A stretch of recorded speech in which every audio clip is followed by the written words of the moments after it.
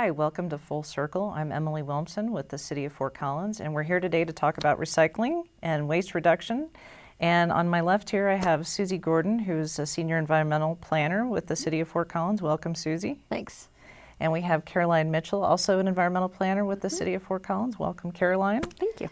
So we're excited to talk about recycling. This is a big topic. People love to talk about this topic. And what do most people think of when we talk about waste reduction and recycling? Who wants to take that? Well, I think mostly people relate to their activities at the household level, and we have a really good, rich track record here in Fort Collins of people participating in curbside collection programs. Increasingly, we're hoping people will adopt some of those habits that they practice at home and take them to their workplaces, because that's an important new area for us to get better at doing recycling, whether you work in an office or a warehouse. There's lots of opportunities to recycle more materials. Okay. Do you want to talk a little bit about some of the successes we've had with working with businesses, working with other programs outside of, or even just household success? Yeah, the success for the households has really been built on an ordinance that I believe was passed originally in 1996 called our As You Throw Ordinance. And that is an ordinance that requires that any trash hauler that's providing service to a single family home automatically includes curbside recycling for no additional charge, and the trash bill for that homeowner is based on the volume of their trash bin. So homeowners actually have an economic incentive to recycle and to reduce the size of their trash. We hadn't had any particular incentives in the business and the apartment complex or multifamily community sectors of the community previously, and a little over 2 years ago I was fortunate enough to start up a program called RAP, which stands for the Waste Reduction Recycling Assistance Program.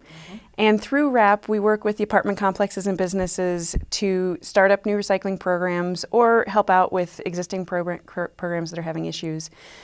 One of the primary metrics we use with RAP is the number of people impacted. So that is either the number of residents living in an apartment complex. We have some really large apartment complexes here in town. One of the first ones that we worked with was Rams Village here in town that has 1,000 students living on the complex. So we work with apartment complexes, and then also we track the number of employees working at the businesses that we work with. And we were really fortunate this past December to just cross our 11,000 mark. So we've been able to impact 11,000 Fort Collins employees or apartment residents through new or improved recycling in the last 2 years, and we're really excited about that. That's great. And how have you done that?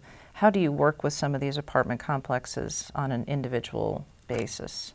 Well, the individual basis is really a key component of the program. We go out on site and we do a walkthrough of the particular complex and figure out sort of what their challenges and opportunities are, because it is unique to every single complex, whether it's the particular layout of that complex or a particular dynamic with their residents. We work to sort of address any challenges that they have going on, and then we help set up a recycling system if there isn't one yet. And one of the really important parts is providing educational materials and communications materials. And we provide these whether someone's starting a new recycling program or improving their existing one. And so we have these guidelines posters that are available both in the paper format, but we also have them in the metal format. For instance, at apartment complexes, in the enclosures, it's oftentimes difficult to tell the difference between a recycle dumpster and a trash dumpster. So having these sort of durable metal recycle signs really helps a lot. Right. And then we also have educational materials for some of our other programs going on that I think we'll probably talk about here. But we have a variety of educational materials, a variety of tools, and we'll use what makes the most sense for that particular property. But primarily, we provide the individualized assistance, and it's been really successful so far. That's great. Awesome. Susie, anything to add to that? Well, you asked a little bit about waste reduction and recycling. One of the sort of harder parts of the program to be successful at is the waste reduction. And the idea that we can do more than just recycling, we can actually prevent ourselves from overbuying materials or packaging that is really not recyclable is an important new direction for us to take too. I brought along a version of the city's trash collection program. This is the size of the trash cans that we provide to city employees. We give them a big recycling bin and then this little trash can that starve your trash can that sits on the side of the recycling bin. So that's the idea, is that let's just shrink our trash can down to the smallest size possible and become more and more effective at getting material diverted from the landfill and reducing our waste at sort of from the point of source separating and pollution prevention and preventing it from just even being generated in the first place. Well, and you have a new program that you've been working on the past year called the Road to Zero Waste. Can you talk a little bit about that process and also what that is intended to do? Well, when we began working with great seriousness in the 90s about waste reduction recycling, the council set us a goal for us, and they said let's aim for diverting half of our waste stream from the landfill. And Caroline and I have been really amazed in the last couple of years that we've actually surpassed that goal. And I guess I mean amazed because it is quite an accomplishment. Mm-hmm. This is no small feat, and a lot of other communities are struggling to get to 20 and 30% waste diversion, and I think that great credit is due to this community. But having achieved our goals, the council said, well, what's next and what does the future hold? And so we went and did a pretty comprehensive public involvement process and really heard pretty unanimously from people that they want to aim for zero waste. That means to us that we have to go very aggressively after the organics. We still don't have a very successful way for you and I to engage in diverting our yard waste and food scraps and other organic materials. It's really important to keep them out of the landfill, not just because it makes up such a significant amount of the volume, but also because it generates methane gas. Once it's buried in the landfill, it biodegrades, and that's a very damaging greenhouse gas. So we're really, I think, prioritizing this over the next couple of years as a result of that Road to Zero Waste planning, and really trying to figure out what it's going to take to give people the opportunities to recycle more of their organics. And I guess the other part of the Road to Zero Waste, it just means, all of the options are on the table for figuring out what we need to do to really shrink our landfill footprint. So when you say we've reached a certain amount of success, what percentage are we, how much are we recycling, or how much are we reducing our waste right now? Well, we calculate a number that we call our community diversion rate, and that is a number that is generated from information from all the different companies that collect trash or recycling within the city of Fort Collins. They all send reports to us, and we combine them all into a number, essentially what percentage of the material that was disposed of in one way or another was recycled or composted in Fort Collins as opposed to sent to the landfill. And our numbers include not only the basic sort of residential and commercial materials that everyone thinks of, but also the more industrially generated materials, such as the waste generated from the City of Fort Collins crews digging up water pipes that broke. So there's a really wide diversity of materials that are included, and our numbers for 2012 were that we had a 58% diversion rate. We're at the final stages of calculating them for this year, so we don't quite have the 2013 numbers yet, but we will here in the next couple weeks. Yeah. But things are looking good. It's increased diversion will always take more effort. It's not a process that just sort of happens on its own momentum. It's it requires additional ordinances or additional facilities to take different materials or additional educational campaigns. We won't just sort of magically get to the zero waste efforts, but we have a really supportive community, and they've been really eagerly adopting all of the recycling opportunities that the city offers, and that the private sector offers. There's the private sector is extremely important in waste reduction recycling in Fort Collins. So I think there's a lot of opportunity for growth, as Susie was talking about. But as Caroline points out, it gets increasingly difficult. Yeah. We've pick the low-hanging fruit. It just gets harder and harder to, especially with hard to recycle materials. But we're inspired by communities, for instance, San Francisco and LA, that are reporting that they're at 70, sometimes 80% waste diversion. So it can be done. But it does have to be very deliberate. Mm-hmm. So go ahead. I was just going to add, I know that Susie touched on the organics materials, which In that we mean anything, not things that didn't have chemicals in their growth version of organic, but in any sort of food scraps or yard waste or soiled paper, anything that is made out of something that was once alive. In the waste reduction terms, it's called organic. Those constitute over 50% of the material that we're still throwing into the landfill. So they are sort of our next big chunk. As Susie talks about, in any program, you work towards your low-hanging fruit, and those compostables really are the low-hanging fruit. And a lot of folks think about their kitchen scraps and their yard waste at home, but our businesses in the community generate a whole lot of the organic material as well. So it's a really important need across all the sectors that we're really going to be focusing on. And we are also inspired, as Caroline says, by some of the successes we see. For instance, we've got lots of microbreweries in town, and they're really avid about their waste diversion. So the spent grain is one of the byproducts that comes out of beer making, and it goes largely to be used as a feed stock, an animal feed supplement. So, it doesn't go to waste. And again, there are a lot of businesses that are way out ahead of us on this and doing a great job of being, zero landfill types of companies. That's great. And so you guys are here basically to help businesses, individuals, folks see how to do these kinds of creative recycling efforts, or talk about how you, are businesses working with you, coming to you with ideas about how to dispose of things, or how do we get involved with those kinds of folks? I would say it's a very rich exchange of information. Caroline's in a lot of contact with businesses these days, and of course we've got our wonderful colleagues and program at the ClimateWise side of things that they're doing a lot of.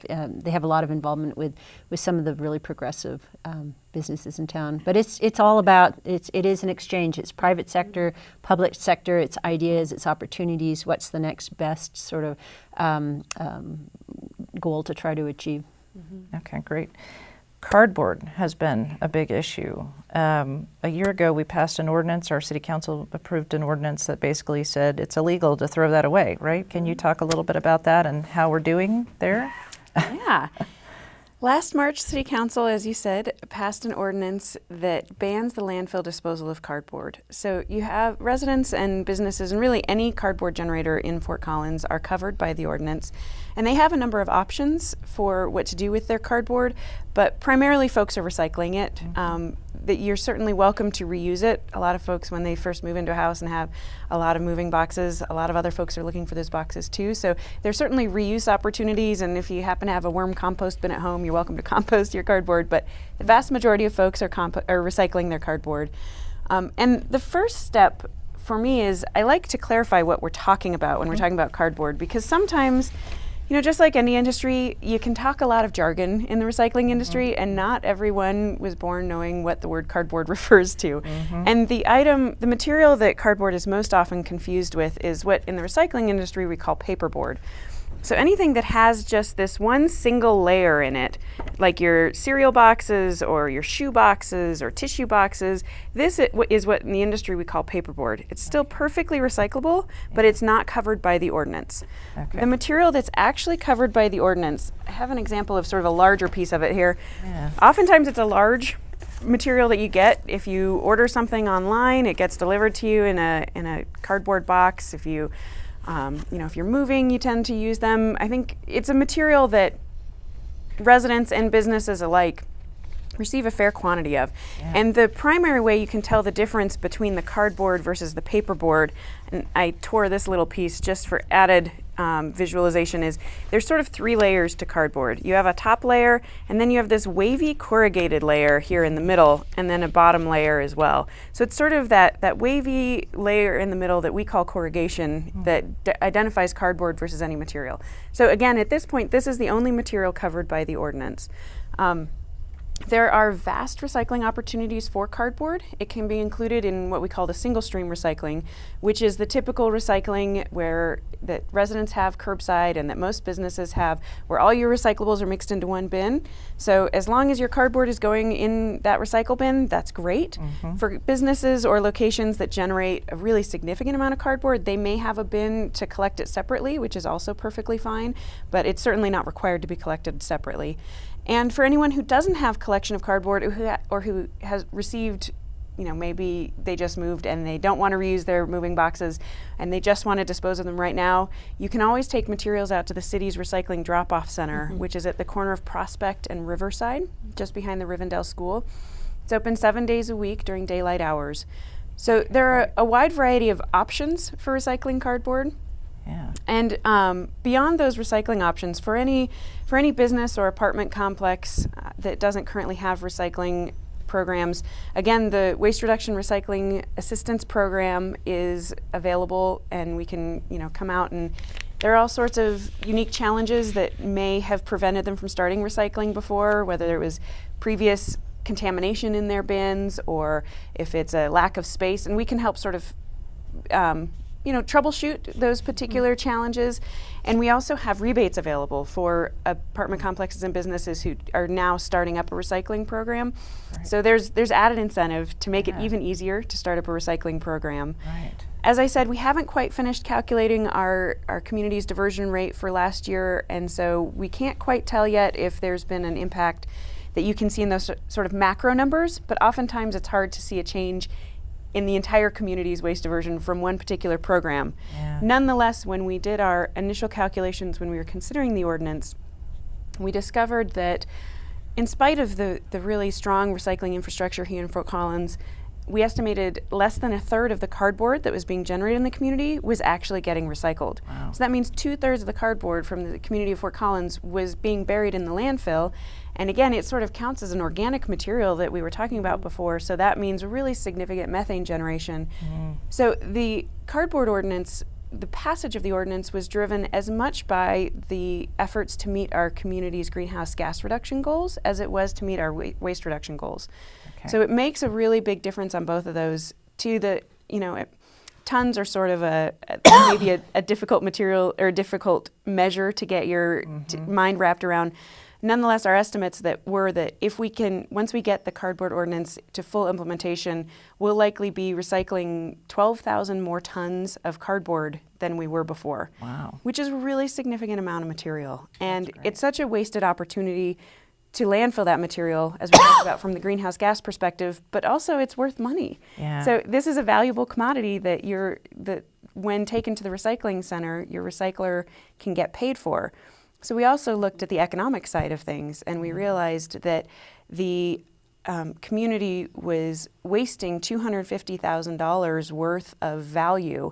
Not that value would be going to any one entity. It's the city's not making any more money because of the cardboard ordinance, and it's not that one particular hauler will be making that money, but that's sort of the general economic value of all that cardboard that was being paid to be put in the landfill instead of generating revenue by being recycled. A lot of times, it just seems, from our perspective, what we were observing is that it's a little bit of a laziness factor. It's you have to break down a box and flatten it. That's sort of how you get it recycled. And a lot of times at a business, people are just checking the whole box unbroken, just entire box.